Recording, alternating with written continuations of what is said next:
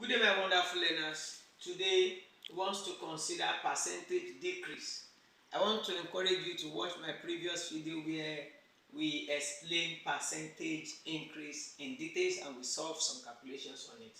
Percentage decrease is the reduction by a given part out of 100, and the formula for percentage decrease is decrease over actual amount multiplied by 100%. Let's solve these two questions.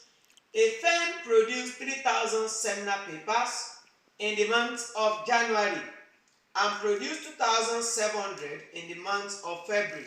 Find the percentage decrease. So the decrease here will be 3,000 minus 2,700, which will give us 300.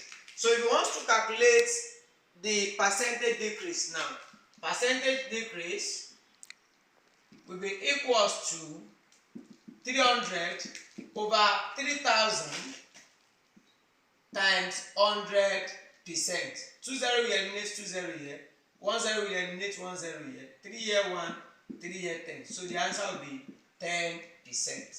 And the second question, decrease 500 kg by 28%. So we need to find 28% of 500 kg. And 28% means 25 over 100. I'm going to multiply it by 500 kg. 2 0 will eliminate 2 0 here.